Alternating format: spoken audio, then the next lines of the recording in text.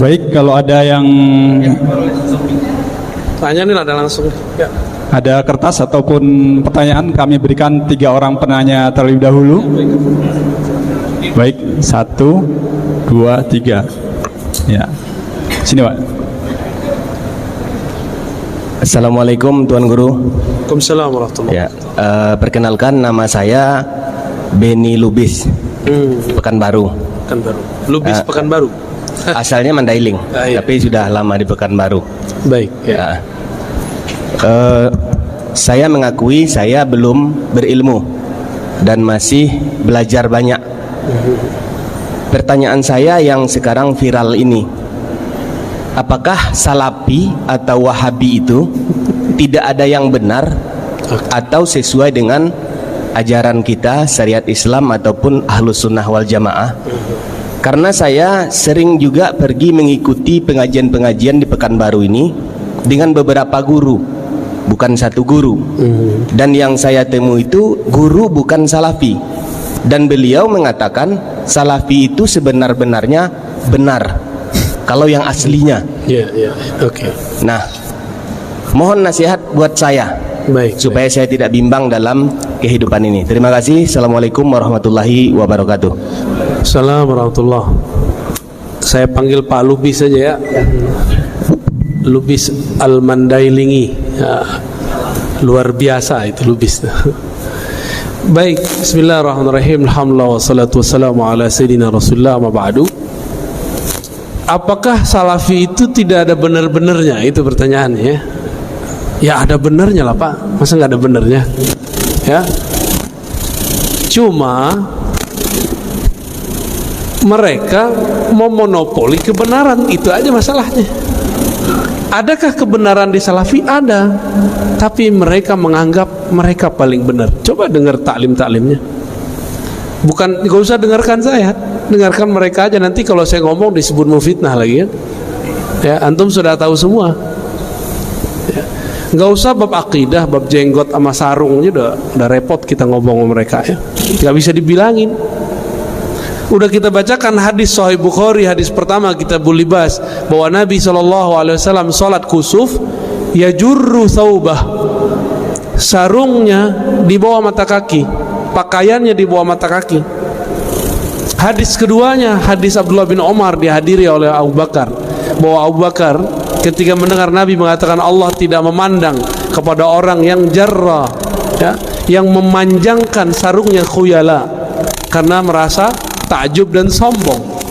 Apa jawaban, apa tanggapan dari Abu Bakar? Wahai Rasulullah, saya ini kalau sarung tidak ditarik, dia pasti turun. Apa jawaban Nabi? Nabi nggak ngomong ente kurus, nggak ada hadisnya begitu. Meskipun Abu Bakar kurus, apa jawaban Nabi? Lasta mimman sana'a dzalika khuyala.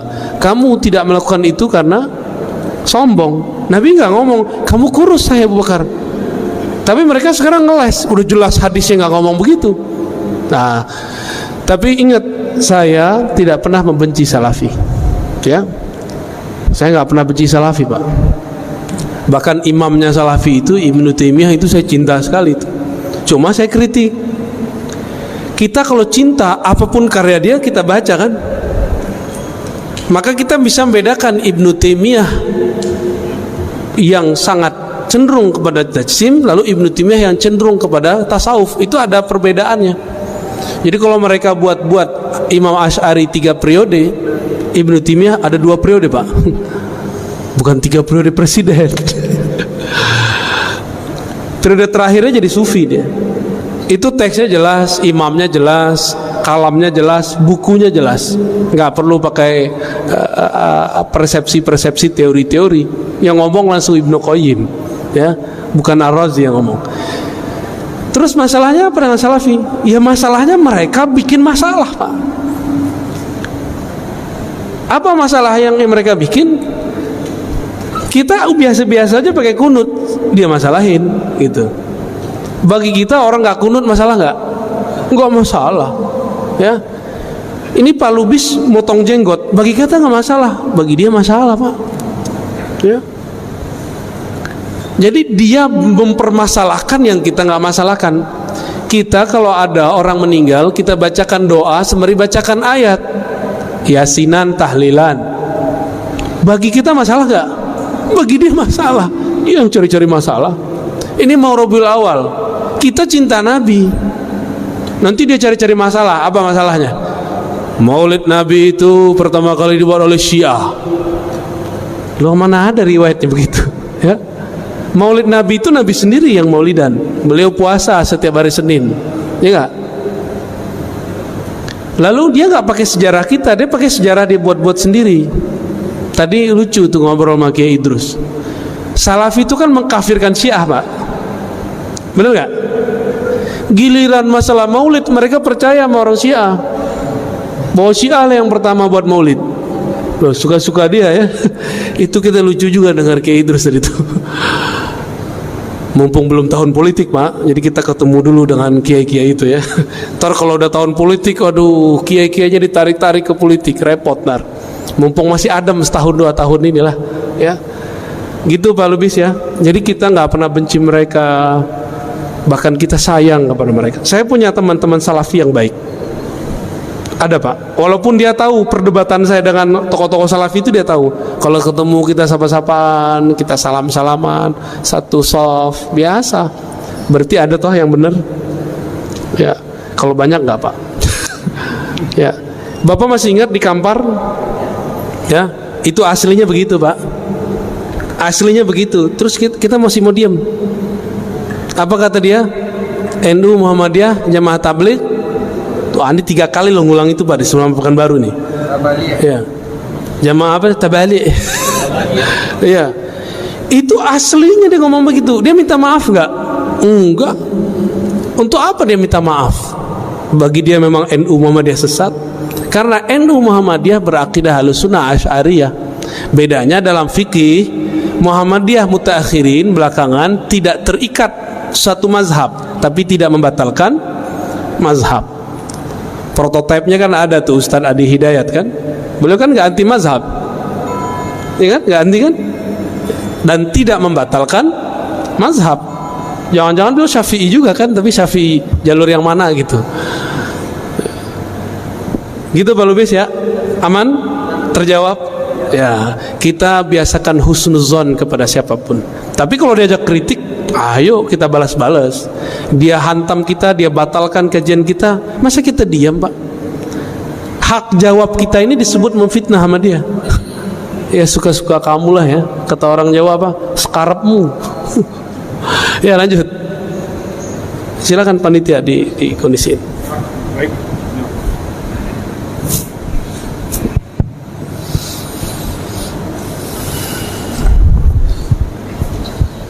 Assalamualaikum warahmatullahi wabarakatuh. Assalamualaikum warahmatullahi. Buya, saya memang mengikuti Buya beberapa kali dari pertemuan ini. Kemarin di Masjid Ar-Rahman Buya bicara masalah tauhid. Di tauhid itu yang terakhir adalah surat Al-Ikhlas. Buya katakan bahwa di surah Al-Ikhlas itu ada tauhid uluhiyah dan tauhid rububiyah. Allah qul huwallahu ahad Allahus samad. Ahad itu adalah uluhiyah, samad itu adalah rububiyah. Maka di buku Buya tulis itu nanti bukan uluhiyah tetapi adalah ahadiyah dan somadiyah. Tapi orang sebelah itu menambah, dia tambah dengan asma wa sifat. Ada lagi yang menambah itu dengan hukmiyah, jadi 4 gitu. Apa itu sebenarnya mengkaji tauhid itu? Baik. Ada uluhiyah, ada rububiyah dan asmaul sifat. Baik. Itu, dan di mana ini letaknya Buya? Terima kasih. Assalamualaikum warahmatullahi wabarakatuh. Bagus Pak, Bapak mengikuti ya. Udah kayak mahasiswa nanya dosen. Pertama, tolong digarisbawahi, istilah uluhiyah kita berbeda definisi dengan uluhiyah salafi. Istilah rububiyah kita berbeda definisi dengan rububiyah salafi. Uluhiyah kita adalah Allah mengahadkan dirinya sendiri dengan dirinya sendiri, dengan kalamnya sendiri. Itulah kul huwallahu ahad. Hanya Allah lah yang bisa mengesahkan dirinya sendiri sesempurnanya. Itulah tauhid uluhiyah. Uluhiyah kita sebut juga dengan bab. Jadi kalau ahli-ahli tasawuf nyebutnya ahadiyah, tapi ahli akidah nyebutnya uluhiyah. Adapun yang kedua, tauhid samadiyah, yang boleh diartikan tauhid rububiyah, tauhid penciptaan, pengaturan alam semesta. Jadi Allah itu ngatur kita lewat nama As-Samad itu. Dengan As-Samad itulah Allah menghidupkan satu rambut di tubuh, satu sel di badan kita. Maka Allahus Samad disebut tauhid penciptaan, tauhid pengaturan alam semesta, bahwa dialah satu-satunya yang numbuhin rambut bapak sendiri atau Allah? Yang numbuhin badan emak kita atau Allah? Allah ya. Nah itu maksudnya. Itu biar gampang Pak. Dari tauhid ini, dari kata ahad kita turunkan nama Allah wujud. Dari kata samad turunlah sifat-sifat yang lain yang kita sebut sifat wajib, salbiyah, ma'ani, ma'nawiyah. Digabung jadilah sifat 20. Karena Bapak ini gak bisa ngapalin sifat 20 sebagian. Kalau Bapak mungkin bisa ngapalin, yang lain kan susah Pak. Udah kita ringkas jadi 2. Pembagian 20 itu kan untuk zamannya. Untuk zaman kita bisa lebih mudah, 2 aja cukup.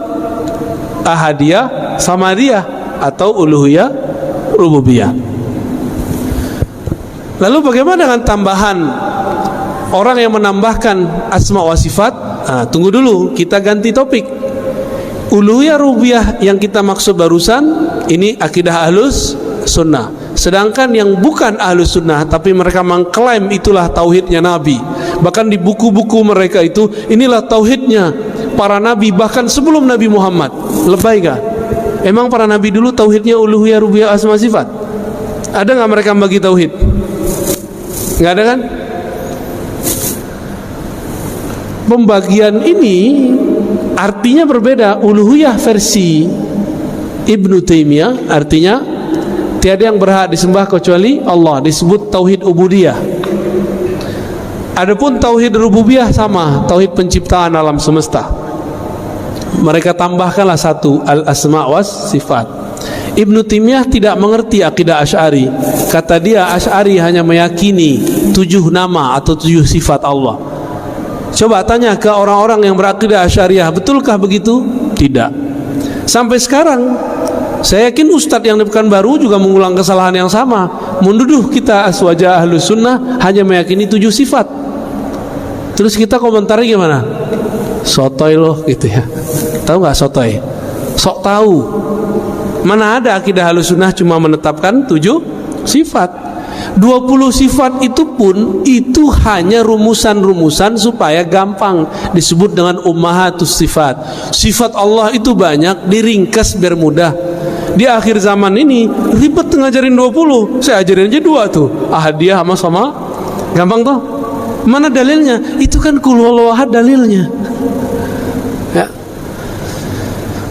Yang dimaksud tauhid asma dan sifat menurut kelompok itu bukan asma wa sifat yang kita maksud. Bagi dia, kalau disebutkan Allah punya yadnya besar tapi bukan seperti tangan ini. Kalau disebut nuzul, Allah itu turun tapi bukan seperti turunnya kita dari tangga, tapi beneran dari atas ke bawah. Allah itu turun tapi hanya dia yang tahu caranya. Nah, kalam ini yang paling berbahaya. Mereka masih menetapkan Allah bercara. Disitulah kekeliruan asma dan sifat ajaran yang diwariskan Ibnu Taimiyah. Ya ghafarallahu lahu, semoga Allah mengampuninya. Di akhir hayatnya ditobat ya. Kita bilang begitu Pak, disebut memfitnah lagi ya. Padahal beneran tuh Ibnu Taimiyah, kata Zahabi, dia tobat di akhir hayatnya. Bagaimana dengan kelompok yang mengganti? Nah, jadi Salafi ini ada yang murni, ngaji-ngaji aja Pak, debat-debat, nyala-nyalain, bidah-bidahin. Ada salafi yang kesusupan, namanya salafi haroki, salafi pergerakan. Salafi pergerakan terbagi dua, ada yang jihadis. Apa arti jihadis? Ngajak perang. ISIS, dulu Al-Qaeda. Kalau di Indonesia Jamaah Islamiyah kali ya.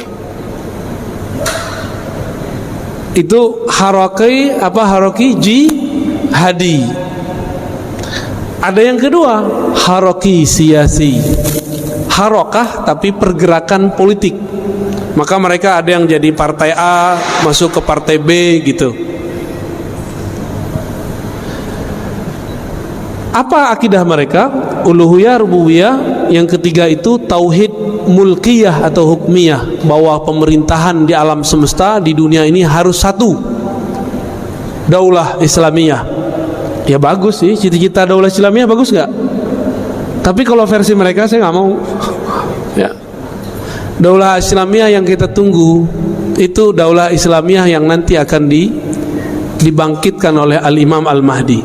Itu aja Pak. Nanti udah nggak ada lagi. Maka apapun pergerakan orang hari ini buat negara Islam, buat khilafah Islamiyah, itu akan terhalang terus. Negara apa yang akan mengatakan kami akan menerapkan syariat Islam, nggak akan berhasil. Ada aja halangannya. Karena Allah tidak ridha kecuali untuk imam akhir zaman. Ini kan udah mulai banyak berita-berita nih. Nanti antum akan menilai ustadz cuma karena masalah politik. Tadi ada yang nanya di masjid apa tadi? Yang pagi-pagi. Tapi pas lagi makan, ustadz ini kayaknya pro Jokowi nih. Kata dia, loh saya kan nyoblosnya Prabowo. Masalahnya Prabowo sekarang jadi menterinya Jokowi. Ini canda-canda kita Pak. Kita tanya balik. Pertanyaannya disampaikan oleh bapak itu tuh, mana tadi? Yang gak datang dia. Apakah akidah Ahlussunnah batal karena pilihan politik? Saya nanya cuma gitu. Batal nggak Pak? Hah? Iya.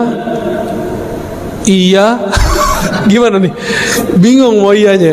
Batal apa enggak? Apa hubungannya Bapak ini projo sama probo dengan Ahlussunnah? Apa hubungannya? Adakah dalam kitab-kitab Ahlussunnah, adakah dalam Al-Quran dan Sunnah, kalau kamu projo, kamu nggak sah aswajanya? Kalau kamu probo, kamu aswaja beneran? Ada nggak? Ini urat takut saya nggak ada Pak, sorry ya. Ini kan beberapa kan takut ditinggal jamaahnya cuma karena masalah projo dan probo. Orang dekat saya itu dia nyoblosnya Jokowi Pak. Tahu maksudnya orang dekat saya? Ya, jangan bilang-bilang. Tapi kami biasa-biasa aja tuh. Karena dia ngerti, saya juga ngerti bahwa beda pilihan politik tidak berpengaruh kepada status akidah Ahlus Sunnah. Namun orang baru hijrah, orang lagi semangat beragama, dicuci otaknya oleh orang-orang yang ingin mainkan agama dalam kancah politik atau politik dalam kancah agama, dibolak-balik. Itu cikal bakal khawarij yang menjadikan pilihan politik sebagai status keimanan. Siapa dulu yang mengkafirkan Sayyidina Ali? Khawarij. Cuma karena pilihan politik, beliau menerima hasil diplomasi. Sayyidina Ali dibunuh Pak, dibunuh oleh orang yang menganggap beda pilihan politik kafir. Karena Ali berhukum dengan hukum selain Allah. Oh bisa begitu ntar. Nanti tambah parah ke sono. Tapi semoga yang hadir ini faham maksud saya. Jadi nanti kalau saya beda pilihan dengan Ustadz Zul Uzair, mana ustadznya di sini nih? Dengan UAS, dengan Kiai Idrus, itu nggak masalah Pak, nggak ada masalah. Cuma jamaah kan yang masalahin. Kami tahu cara berbeda. Nanti 2024 Bapak saksin aja, kami beda itu. Nggak ada masalah kok. Dia pro kemana, saya pro kemana, boleh nggak? Boleh-boleh aja kan cara pandang politik itu bukan bagian dari agama. Cara pandang politik bukan bagian dari agama, tapi prinsip politik ada dalam agama. Bisa bedain? Ustadz gak boleh pisahin politik dari agama. Politik yang mana dulu? Politik opini atau prinsip berpolitik? Prinsip berpolitik kita khutbahkan, kita dakwahkan, tapi opini politik janganlah dikhutbahkan. Kasihan jamaah, ya, kasihan umat kita ini sudah stres dengan corona, ya. Udah, apalagi? Jadi itu akidah semi-semi khawarij, Pak. Cuma yang masuk ke wilayah siasah itu aman sementara, saya nggak tahu nanti. Jadi kalau ada pergerakan politik, tauhidnya uluhiyah, rububiyah, asma wa sifat, terus dia ganti jadi hukmiyah atau siasiyah atau hakimiyah atau mulkiyah, apapun namanya, untuk sementara mereka masih aman. Tapi ke depan saya tidak tahu. Ya, wallahu a'lam. Ya. Apalagi? Assalamualaikum warahmatullahi wabarakatuh. Assalamualaikum. Nama saya Azmi Rozali. Tadi pagi hadir, subuh kemarin hadir di Masjid Masya Allah. Saya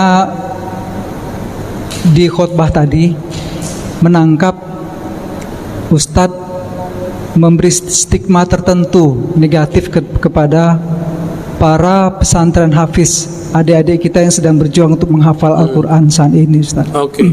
Dan itu hampir jatuh air mata saya mendengar hal itu disampaikan di khutbah. Pertanyaan saya adalah, sebelumnya kalau itu diucapkan oleh Presiden Amerika, kami sudah biasa, Ustaz. Saya sudah biasa. Kalau itu diucapkan oleh kaum buzzer yang membenci Islam, kami juga sudah biasa, Ustaz. Ini yang sekarang yang ngomong saya. Tapi kalau gitu kan? sekarang yang bicara itu, Ustaz, memang agak hampir jatuh air mata saya, Ustaz, mendengar itu. Jadi, kenapa Bapak jatuh air matanya? Apa saya menyerang orang rumah tahfiz? iya, Ustaz. Bapak salah paham. Dari Ya. khutbah itu yang saya tangkap, itu Ustadz memberi stigma negatif kepada Oke, baik. para kelompok hafiz Al-Quran. Baik. Terima kasih. Assalamualaikum warahmatullahi wabarakatuh. Assalamualaikum warahmatullahi wabarakatuh. Bapak kira saya bukan orang rumah tahfiz? Saya orang rumah tahfiz juga, Pak. Bapak kira saya bukan penghafal Quran? Saya penghafal Quran juga. Saya punya sanad Quran juga. Tapi baginda Nabi mengabarkan nanti di akhir zaman akan muncul khawarij yatluna ayatillah rotba. Mereka kalau baca ayat itu rapi. Kita nggak faham maksudnya apa. Ternyata di akhir zaman menjamur rumah-rumah tahfiz. Disitulah masuk khawarij. Saya nggak menyalahkan rumah tahfiz, tapi saya menyalahkan kalau rumah tahfiznya kemasukan. Paham? Dari 2008 saya membersamai rumah tahfiz di Pamulang, di Ciputat, di sono. Kita ngajar mereka. Bahkan saya sampai sekarang masih ngulang-ngulang hafalan saya lah, ya. Masih. Gak ada stigma negatif. Stigma negatif itu kalau rumah tahfiz sudah kemasukan, dan itu kejadian, Pak. Jamaah kita udah ngurus masjid sekian tahun. Ada anak tetangga ditaruh di rumah tahfiz.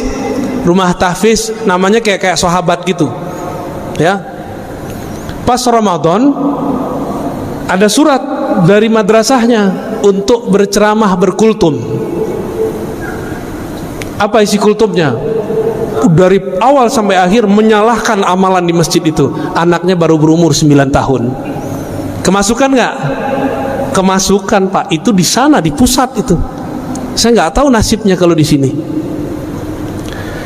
Maka supaya tidak kemasukan, tolong orang-orang sekitar atau praktisi tahfiz bersanad dalam Al-Quran, bukan hanya sanad bacaan, tapi juga sanad pemahaman.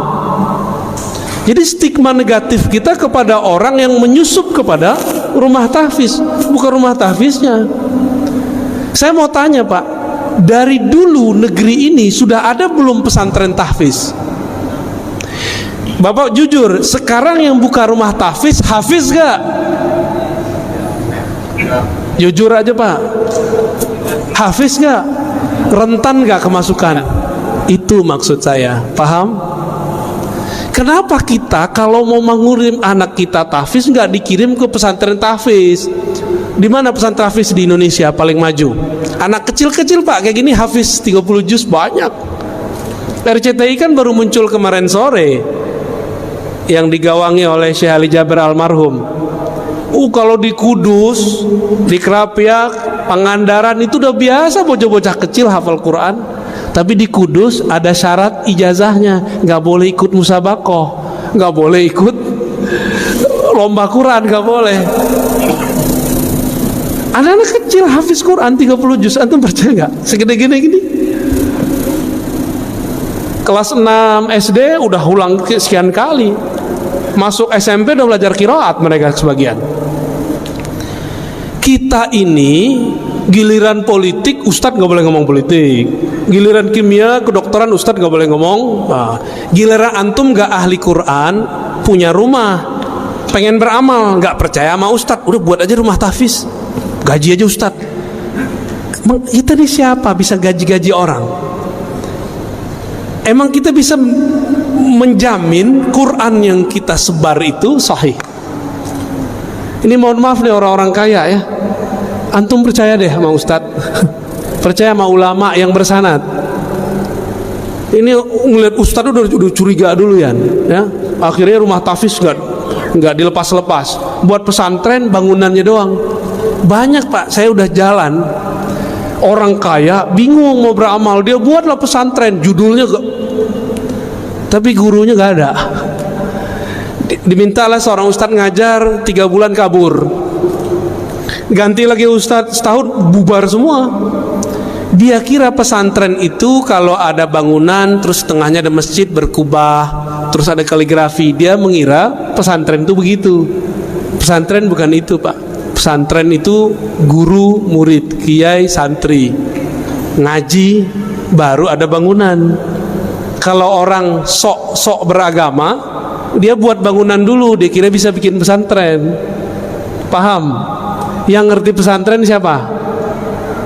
Ulama. Yang ngerti buat jalan, buat bangunan siapa? Insinyur. Maka kami nggak urus Pak itu. Kita ini sering membatas-batasi ustadz, tapi kita kemudian ngambil wilayah dia. Ya. Jadi kalau nggak pakar-pakar amat, lu serahin ke pakarnya. Rentan sekali. Dan Bapak percaya atau tidak, salah satu guru saya didatangi salah satu gerakan rahasia di dunia, saya nggak usah sebut, dan mereka mengatakan apa, disampaikan ke kita waktu itu. Ini Bapak percaya atau tidak, ini bukan stigma negatif. Rumah-rumah tahfiz, ma'had tahfiz yang tidak jelas sanadnya itu proyeknya kami. Itu mereka yang ngomong tahun lalu, untuk mengadu ulama-ulama yang ada di pesantren-pesantren dengan orang yang juga berkopiah, ngafal Quran tapi isi dalam kolbunya tidak ada Quran, dia cuma ngapal. Ini mohon maaf Pak, kita ini kan termakan. Kalau makof itu kok ahli Quran. Ahli Quran itu ada yang pakarnya hafalan, ada yang pakarnya tafsir, ada ahli Quran pakarnya di hadis, ada ahli Quran pakarnya di fikih, ada ahli Quran pakarnya di tasawuf. Itu semua ahli Quran. Bukan yang cuma tamatan Quran Pak, hafal tahfiz, enggak. Apakah bisa mengamalkan Quran tanpa ilmu fikih? Apakah bisa mengamalkan Al-Quran tanpa ilmu akidah? Kan enggak bisa. Jadi tolong diluruskan Pak ya. Saya tidak pernah punya stigma negatif kepada penghafal Quran. Saya cuma mengkhawatirkan jika rumah-rumah tahfiz dibuat oleh orang yang bukan ahli agama, nanti kesusupan oleh kelompok khawarij. Itu aja Pak. Ya. Ya. Oh, Bapak udah paham? Oke. Berarti Bapak sudah tahu titik-titik gelapnya di mana ya? Ya. Cukup? Ada lagi? Terakhir ya? Baik. Baiklah, Assalamualaikum warahmatullahi wabarakatuh. Waalaikumsalam warahmatullahi. Nama saya Afdal A. Saad dari Solok, Sumatera Barat. Masya Allah. Jadi siang ini kita Tinggal di Solo apa di sini, Pak? tinggal di Solok. Kita Masya sama-sama Allah. tamu di An-Nur Hmm. siang ini. Terima kasih. Pertanyaan pertama, kenapa setahu saya di Riau dan Sumatera Barat tidak diminati tinggal oleh para habaib? Mereka lebih cenderung Pulau Jawa, Kalimantan. Nah, Ya. ini supaya jemaah jangan salah memahami, tolong beri pencerahan dalam hal itu. Iya, iya. Yang kedua, Al-Quran cetakan Madinah yang dibagi-bagi kepada jemaah umrah, saya juga dapat. Itu Bismillah. Biasanya kita mengenal lafaz jalalah Allah itu di atas tanda tasydid itu barisnya berdiri, jadi bacanya mat Allah, kan? Tapi Al-Quran cetakan Madinah itu sudah miring aja, enggak mat lagi. Jadi jemaah umrah banyak yang ragu ini bagaimana pencerahannya. Baik. Itu pun yang lain-lain, Makkah, Makkiyah, Madaniyah, di sana tidak ada lagi. Informasi di awal surat itu berapa jumlah ayatnya dan berapa rekaknya. Bahkan reka itu sendiri pun di Al-Quran Madinah tidak ada lagi.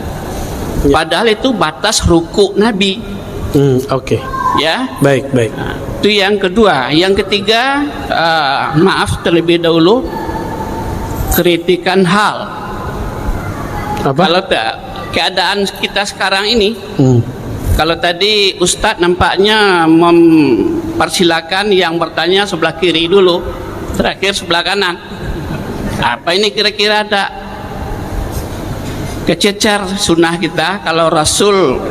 Bapak ngeritik saya, kritik pengurusnya, Pak. Baik, Pak, terima kasih, Pak. Ya kalau pengurusnya, Bapak serius amat soalnya. ya, Ustadz juga harus membenarkan itu. Iya, Nah, iya. jadi ini jadinya saya yang dapat posisi duduk sudah saya atur dari tadi, Pak. Masya. Karena punya harapan saya yang pertama dulu. Tapi saya yang jadi penutup. Nah ini Baik, baik, mungkin baik. karena ya gitulah. Iya, Ya iya. 3 Tangannya pertanyaan. kurang tinggi, Pak. Ya. Bagaimana, Pak? Iya, iya, iya. Sudah. Terima kasih 3 pertanyaan siang ini. Assalamualaikum baik. warahmatullahi wabarakatuh. Assalamualaikum warahmatullahi. Jauh sekali, Pak, dari Solo.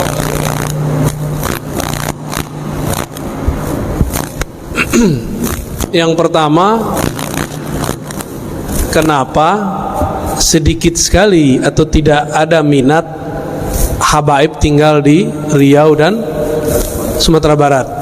Kalau Riau sudah mulai, Pak. Setiap kota sudah mulai ada. Pekanbaru, Duri, Dumai sudah ada ya.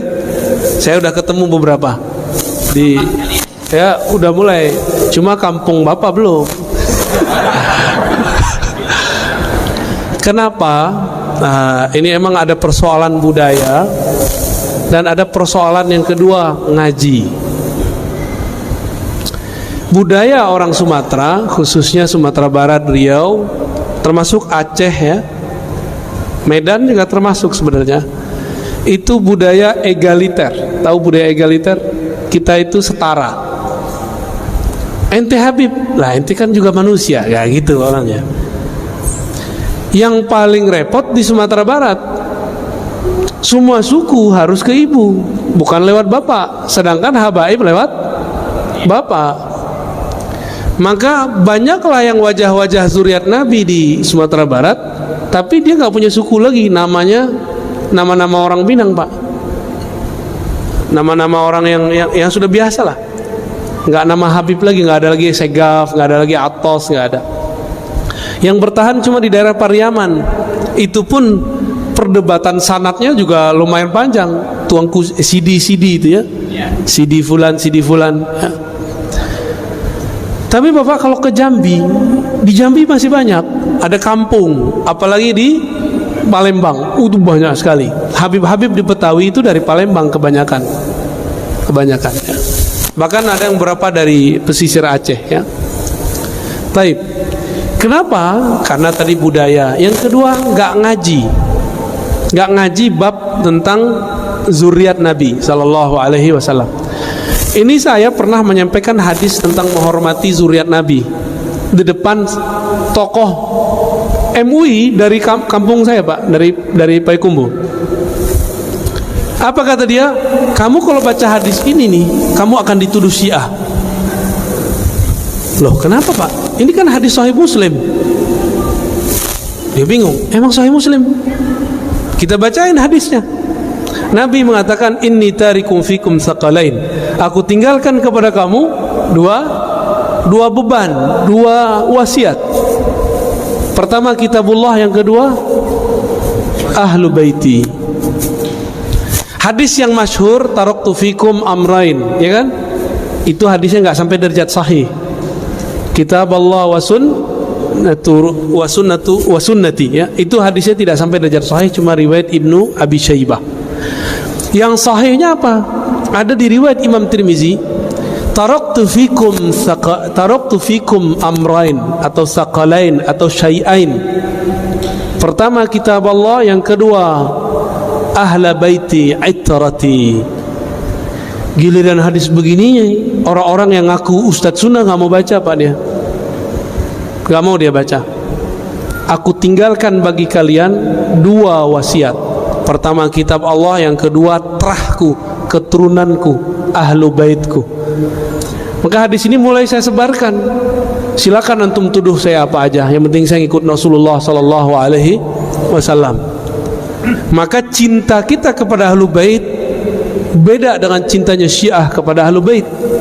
Kita mencintai ahlu bait tanpa membenci sahabat dan istri-istri Nabi. Sedangkan Syiah mencintai ahlu bait tapi membenci sebagian sahabat. Itu bedanya. Bagi saya ada dua keluarga Nabi, ada keluarga nasab, ada keluarga sahabat. Itu dianggap keluarga beliau, dan beliau mengatakan, aku dengan kalian seperti orang tua kepada anak-anaknya. Terjawab, Pak? Budaya. Masih ada yang ragu, bukankah Hasan Hussein dari anak Rasul yang perempuan juga? Iya, tapi masalahnya orang Minang gimana? Enggak? Nabi SAW mengatakan, semua nasab terputus kecuali nasabku. Maka khusus buat Nabi itu matrilineal dari Fatimah, tapi setelah itu kembali ke, kan bapaknya masih ahlu bait, Abu Thalib, ya, nggak ada masalah kok, Pak.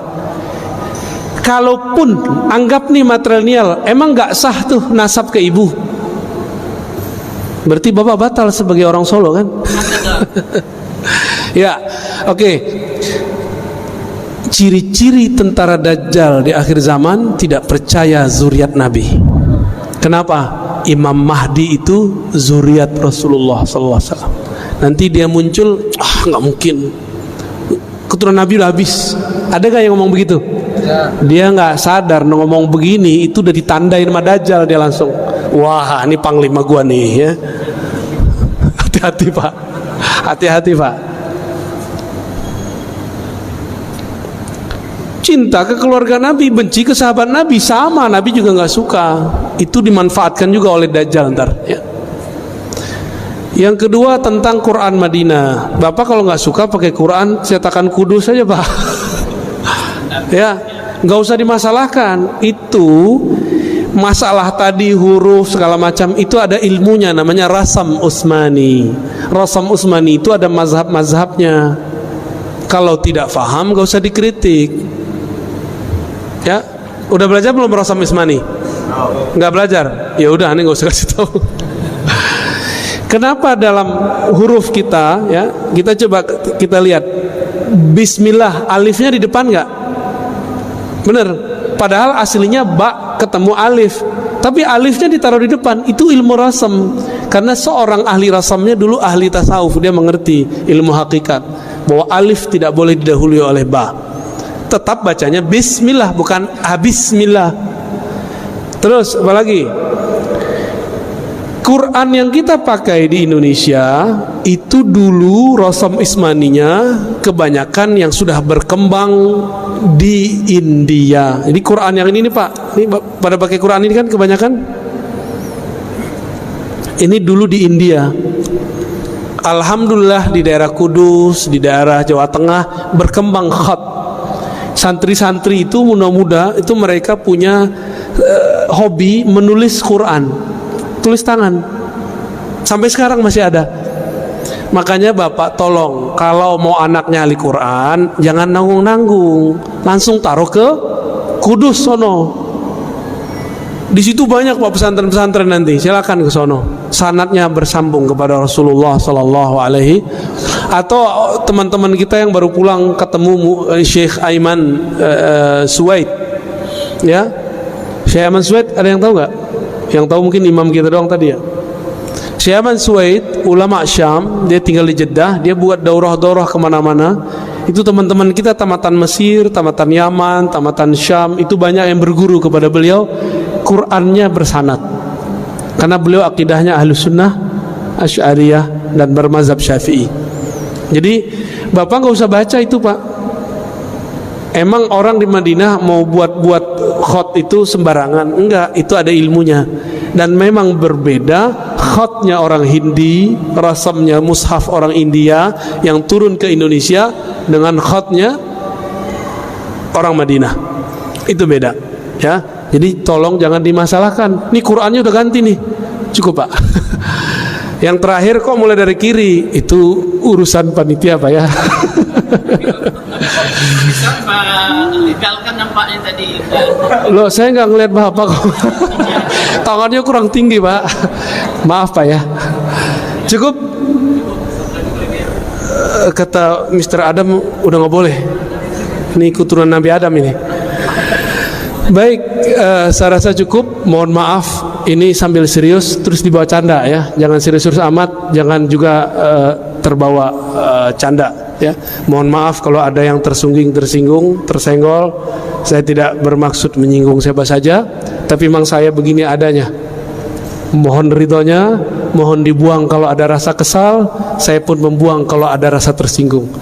Nasallallahu salamata sadar, kita minta kepada Allah hati yang selamat, hati yang bersih. Al-Fatihah. Iya kan ya. Siratal ladzina Subhanakallahumma wa asyhadu an la ilaha illa anta astaghfiruka wa atubu ilaik. Assalamualaikum warahmatullahi wabarakatuh.